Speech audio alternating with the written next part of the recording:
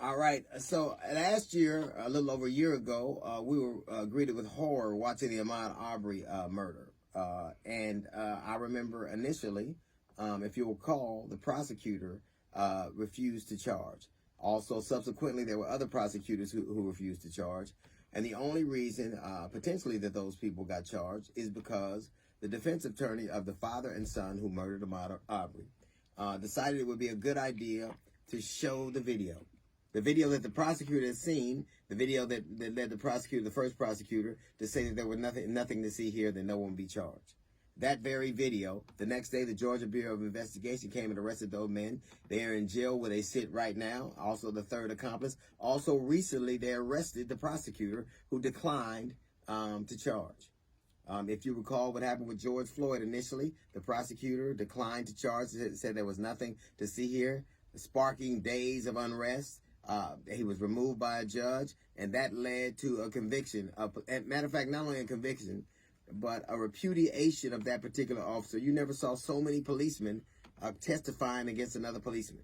So many use of force. In other words, the apparatus that had been used the other direction for so many years was turned on him. And that gentleman is going to be in jail. That murderer is in jail for 20 years.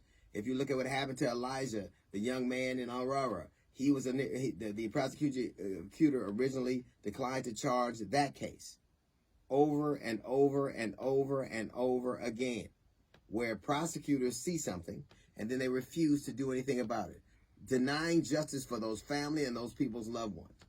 And now you have a prosecutor in the Ahmaud Arbery case who is being indicted for it.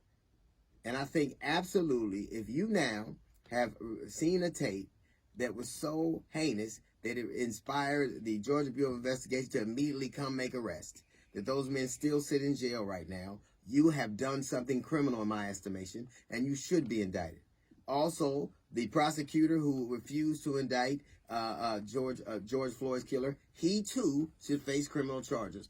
Also, the prosecutor refused to indict Elijah in Aurora, Colorado. He too should face criminal charges. These people have decided, for whatever reasons, personal probably, that they are not going to give justice to the family and the communities that those men came from. That woman right now sits in jail, and she should be indicted. What did she see? And I asked this, it's not even, what did she see that was so slight that she saw no need to prosecute, that when the public saw it, immediately it ended up in prosecution?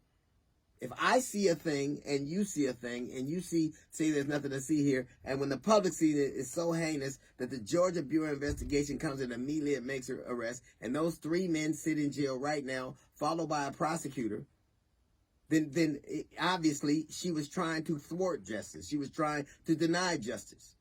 She had made in her mind, for whatever reasons, that she was not going to give justice to their family, that they didn't deserve it, and the power was in her hand. And when you have that much power, as prosecutors do, and you use them in that abusive way, you too should face some of those charges.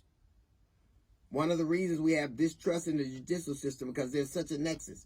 It's a nexus between the prosecutors, the police, and the grand jury. And they have decided how they will met justice out. But when it comes to light, and it invariably always will, if your judgment has been so poor that you couldn't see a crime that a juror saw, that it resulted in indictments and even jail time, and you missed that, you should be indicted too.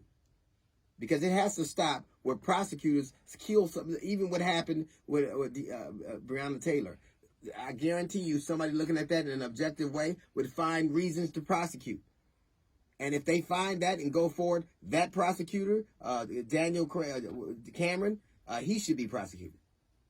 The one thing, stopping people from going to jail and serving their time and meting out justice, if you thwart that, you should get a piece of that charge.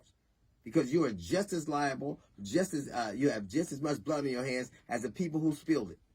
You might as well have helped kill Ahmaud Arbery. You might as well have helped kill George Floyd. You might as well help kill Elijah McClain. Because you're turning your back on them, turning your back when they need justice, and that is exactly the job you asked for. When you do that, you have become an accomplice. You're not a prosecutor anymore. You're a defendant. That's a little note from the GED section. We got the Jazz Report coming up in 15 minutes. It's the D.L. Hughley Show.